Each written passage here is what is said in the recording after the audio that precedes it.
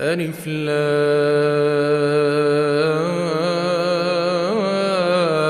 را. تلك آيات الكتاب المبين.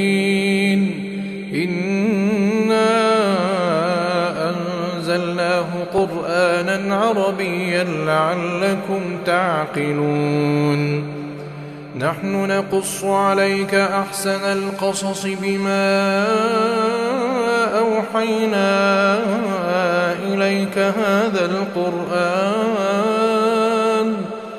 وإن كنت من قبله لمن الغافلين. إذ قال يوسف لأبيه يا أبت إني رأيت أحد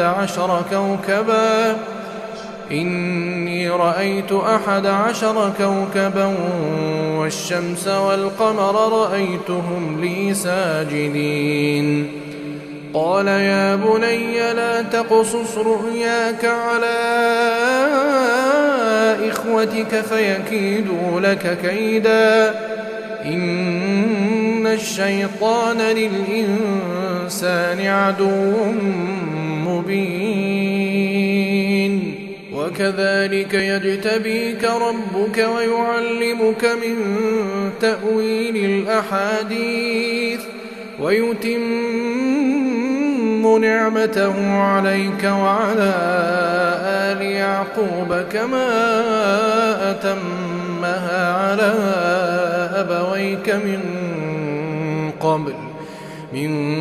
قبل إبراهيم وإسحاق إن ربك عليم حكيم.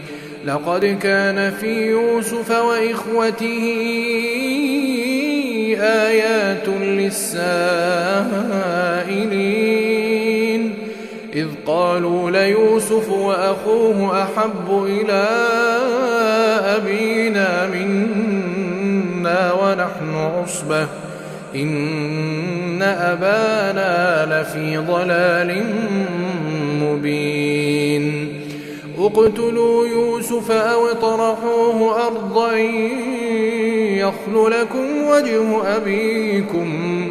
يخل لكم وجه أبيكم وتكونوا من بعده قوما صالحين. قال قائل منهم لا تقتلوا يوسف وألقوه في غيابة الجب يلتقطه بعض السيارة إن كنتم فاعلين. قالوا يا أبانا ما لك لا تأمنا على يوسف وإنا له لناصحون أرسله معنا غدا يرتع ويلعب وإنا له لحافظون. قال إني ليحزنني أن تذهبوا به وأخاف أن يأكله الذئب وأنتم عنه غافلون. قالوا لئن أكله الذئب ونحن عصبة إنا إذا لخاسرون. فلما ذهبوا به وأجمعوا أن يجعلوه في غيابة الجب وأوحينا إليه لتنبئنهم بأمرهم هذا وهم لا يشعرون. وجاءوا أباهم عشاء يبكون. قالوا يا أبانا إنا ذهبنا نستبق وتركنا يوسف عند متاعنا فأكله الذئب وما أنت بمؤمن لنا ولو كنا صادقين. وجاءوا على قميصه بدم كذب قال بل سولت لكم أنفسكم أمرا فصبر جميل والله المستعان على ما تصفون. وجاءت سيارة فأرسلوا واردهم فأدلى دلوه قال يا بشرى هذا غلام وأسروه بضاعة والله عليم بما يعملون. وشروه بثمن بخس دراهم معدودة وكانوا فيه من الزاهدين. وقال الذي اشتراه من مصر لامرأته أكرمي مثواه عسى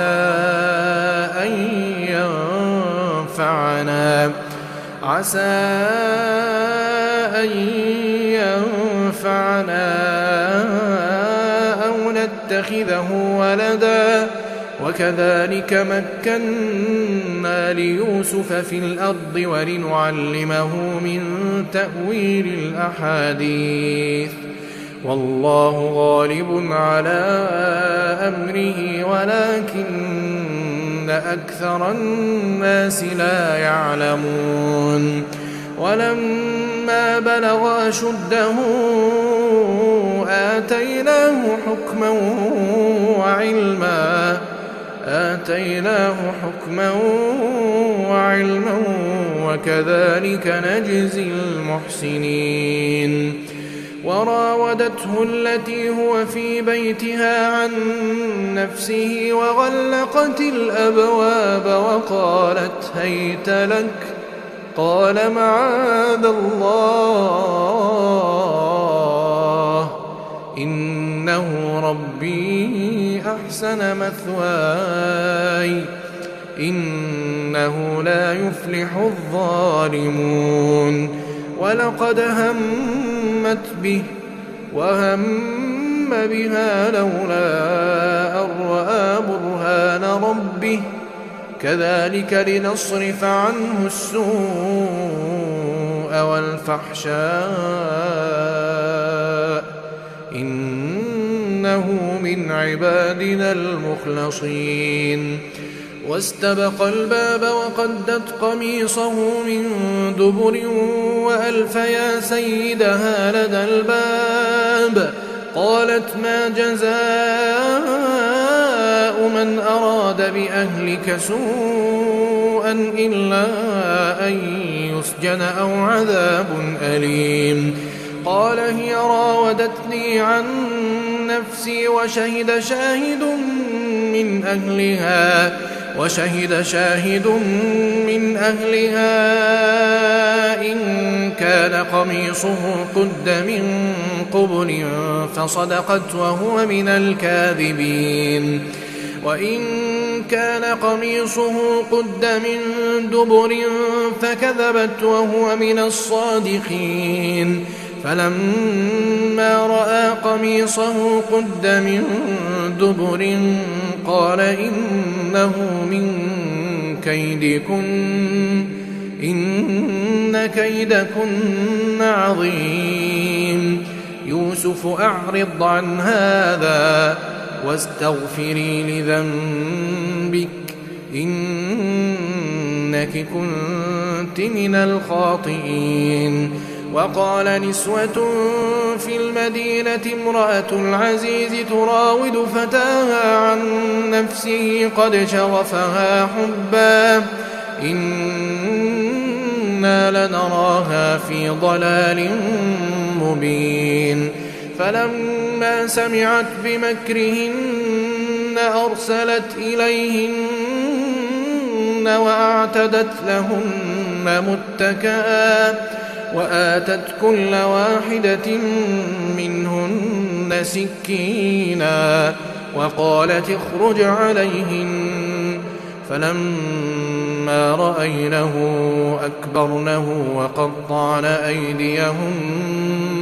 وقطعن أيديهن وقلن حاش لله ما هذا بشرا إن هذا إلا ملك كريم.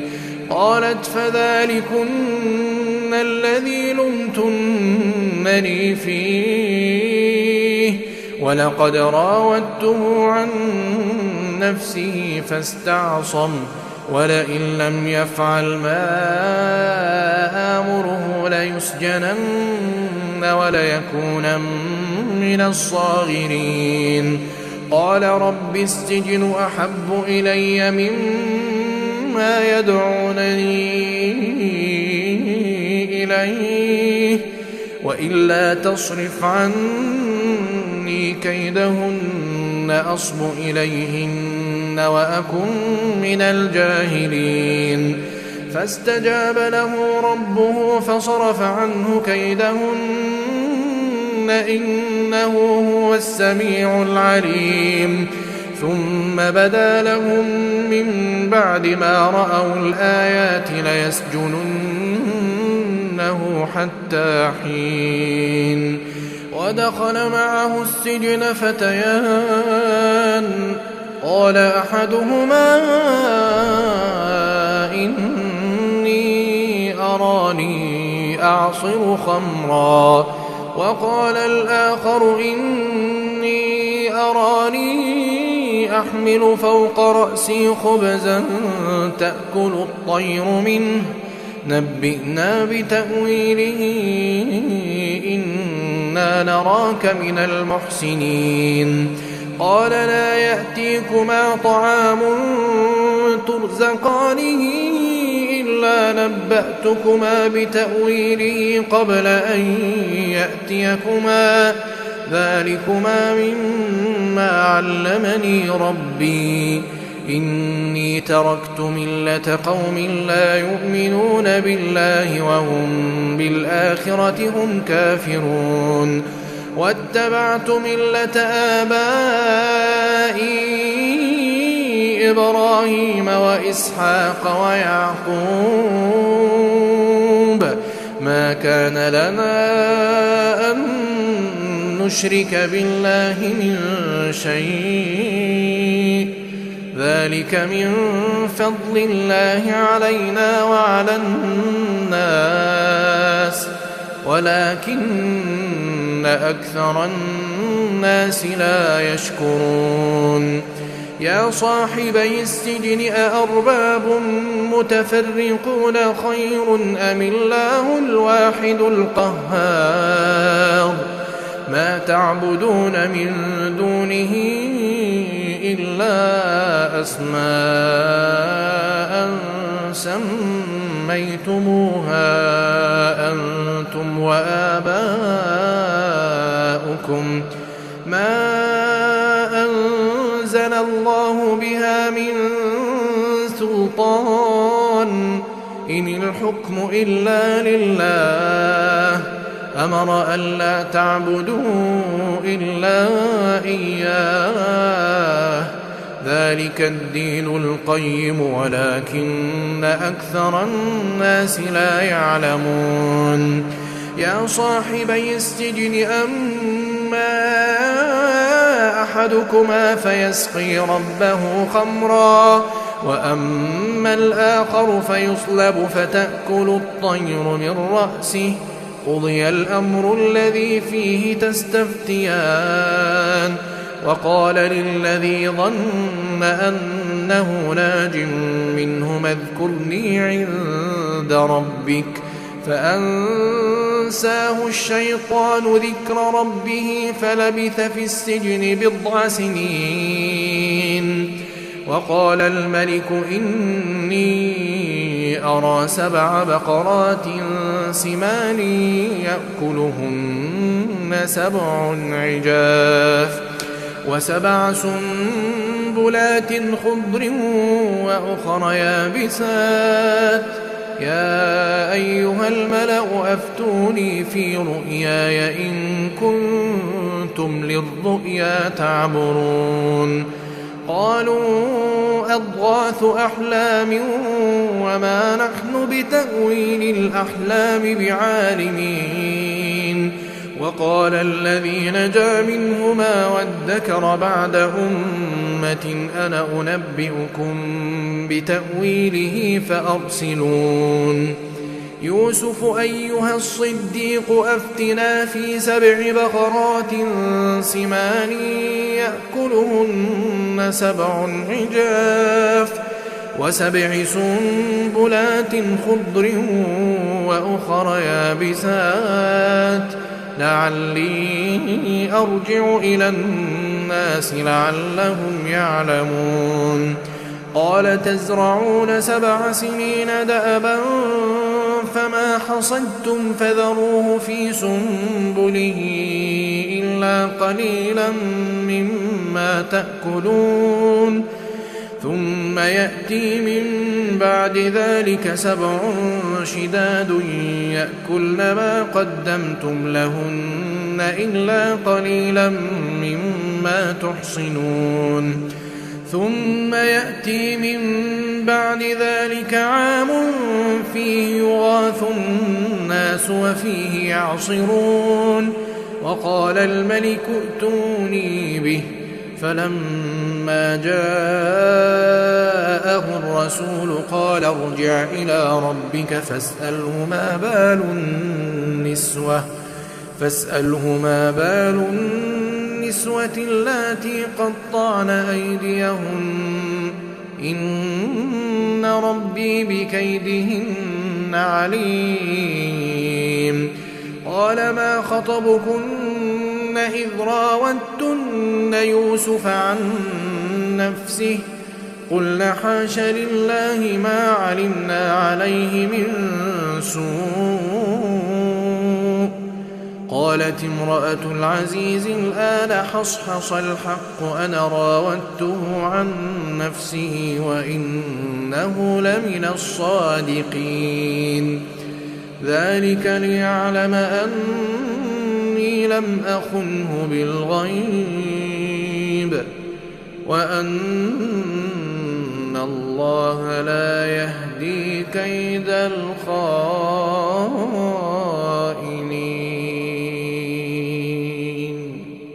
وما أبرئ نفسي إن النفس لأمارة بالسوء إلا ما رحم ربي إن ربي غفور رحيم وقال الملك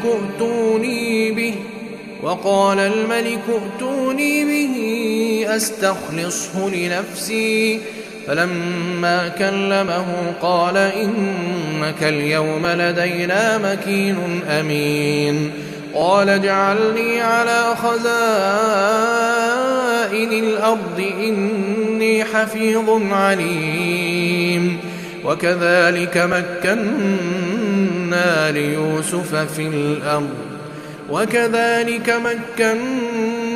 ليوسف في الأرض يتبوأ منها حيث يشاء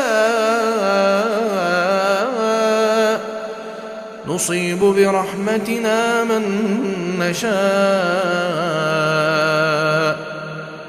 ولا نضيع أجر المحسنين ولأجر الآخرة خير للذين آمنوا وكانوا يتقون وجاء إخوة يوسف فدخلوا عليه فعرفهم وهم له منكرون ولما جهزهم بجهازهم قال ائتوني بأخ لكم من أبيكم ألا ترون أني أوفي الكيل وأنا خير المنزلين فإن لم تأتوني به فلا كيل لكم عندي ولا تقربون قالوا سنراود عنه أباه وإنا لفاعلون وقال لفتيانه جعلوا بضاعتهم في رحالهم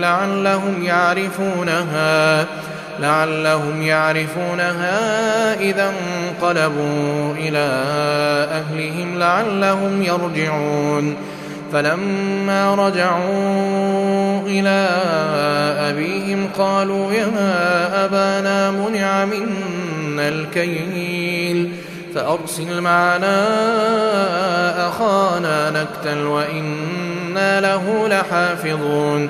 قال هل آمنكم عليه إلا كما أمنتكم على أخيه من قبل فالله خير حافظا وهو أرحم الراحمين.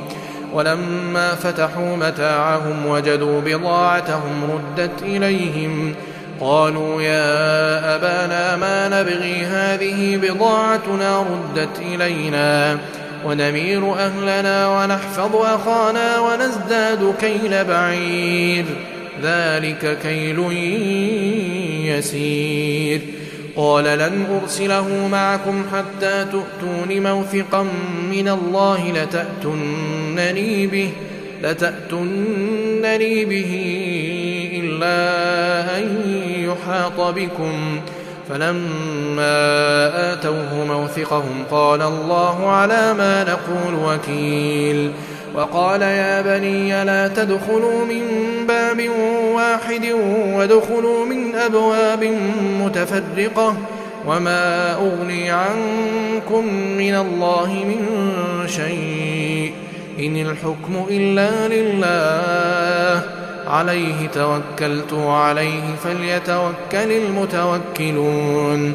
ولما دخلوا من حيث أمرهم أبوهم ما كان يغني عنهم من الله من شيء إلا حاجة في نفس يعقوب قضاها وإنه لذو علم لما علمناه ولكن أكثر الناس لا يعلمون.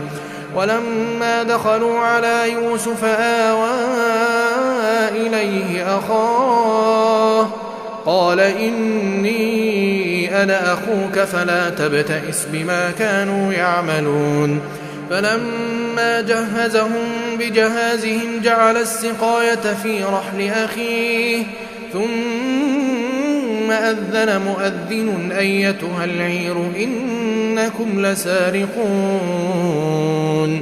قالوا وأقبلوا عليهم ماذا تفقدون؟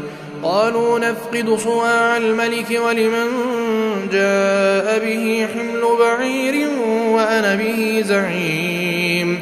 قالوا تالله لقد علمتم ما جئنا لنفسد في الأرض وما كنا سارقين. قالوا فما جزاؤه إن كنتم كاذبين؟ قالوا جزاؤه من وجد في رحله فهو جزاؤه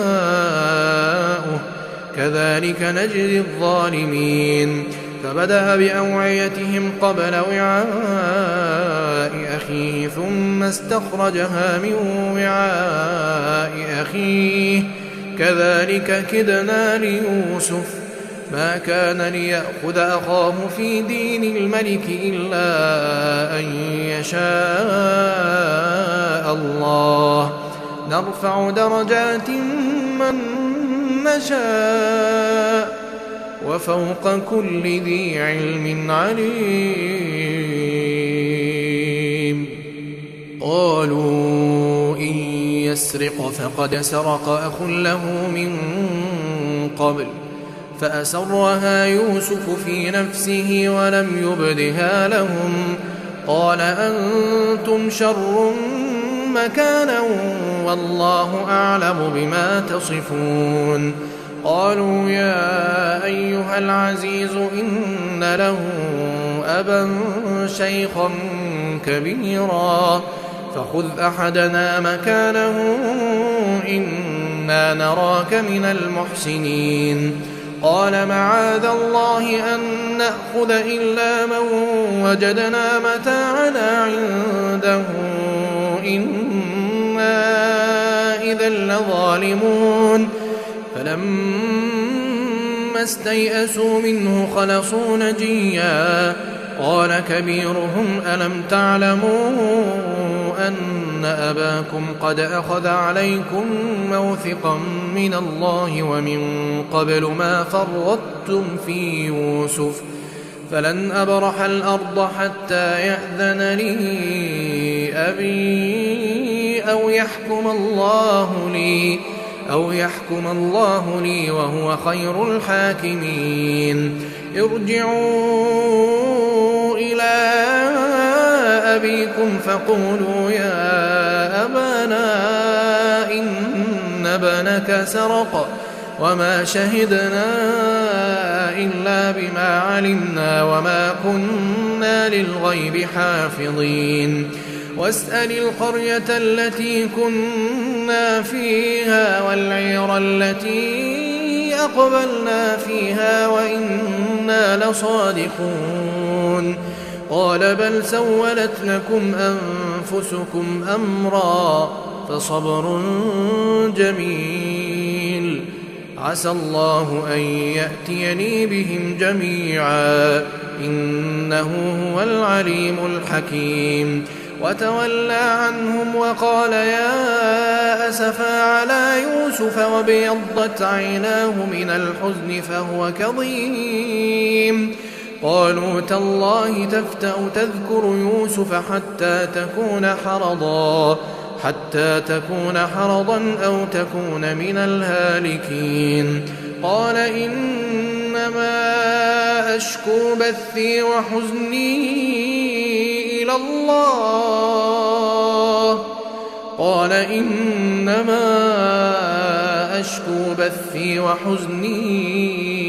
إلى الله وأعلم من الله ما لا تعلمون. يا بني يذهبوا فتحسسوا من يوسف وأخيه ولا تيأسوا من روح الله إنه لا ييأس من روح الله إلا القوم الكافرون. فلما دخلوا عليه قالوا يا أيها العزيز مسنا وأهلنا الضر وجئنا ببضاعة مزجاة فأوف لنا الكيل وتصدق علينا إن الله يجزي المتصدقين. قال هل علمتم ما فعلتم بيوسف وأخيه إذ أنتم جاهلون؟ قالوا أئنك لأنت يوسف؟ قال أنا يوسف وهذا أخي قد من الله علينا إنه من يتق ويصبر فإن الله لا يضيع أجر المحسنين.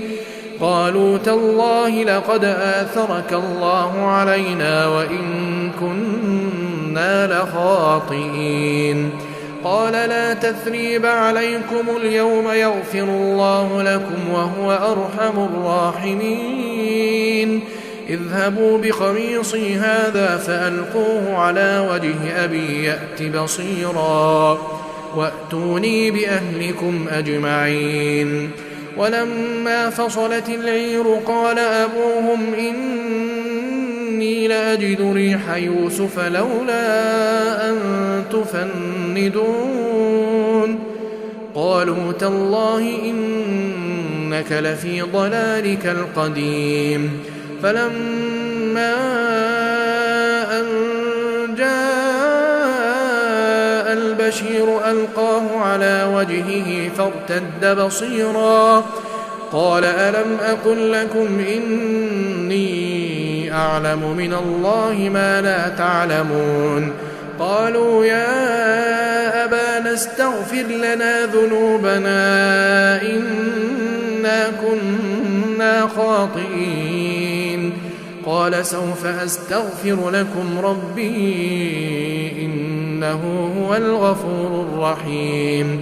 فلما دخلوا على يوسف آوى إليه أبويه وقال ادخلوا مصر إن شاء الله آمنين. ورفع أبويه على العرش وخروا له سجدا وقال يا أبت هذا تأويل رؤياي من قبل قد جعلها ربي حقا وقد أحسن بي إذ أخرجني من السجن وجاء بكم من البدو من بعد أن نزغ الشيطان بيني وبين إخوتي إن ربي لطيف لما يشاء إنه هو العليم الحكيم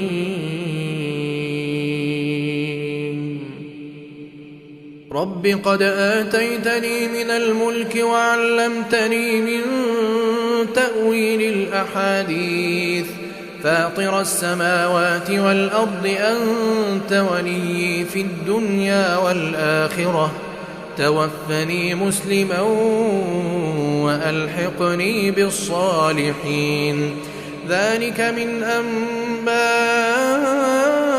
الغيب نوحيه إليك وما كنت لديهم إذ أجمعوا أمرهم وهم يمكرون وما أكثر الناس ولو حرصت بمؤمنين وما تسألهم عليه من أجر إن هو إلا ذكر للعالمين وكأين من آية في السماوات والأرض يمرون عليها وهم عنها معرضون وما يؤمن أكثرهم بالله إلا وهم مشركون أفأمنوا أن تأتيهم غاشية من عذاب الله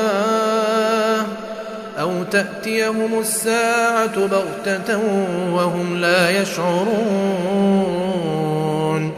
قل هذه سبيلي أدعو إلى الله قل هذه سبيلي أدعو إلى الله على بصيرة أنا ومن اتبعني وسبحان الله وما أنا من المشركين وما أرسلنا من قبلك إلا رجالا نوحي إليهم من أهل القرى أفلم يسيروا في الأرض فينظروا كيف كان عاقبة الذين من قبلهم ولدار الآخرة خير للذين اتقوا أفلا تعقلون حتى إذا استيأس الرسل وظنوا أنهم قد كذبوا جاءهم نصرنا فنجي من نشاء ولا يرد بأسنا عن القوم المجرمين لقد كان في قصصهم عبرة لأولي الألباب ما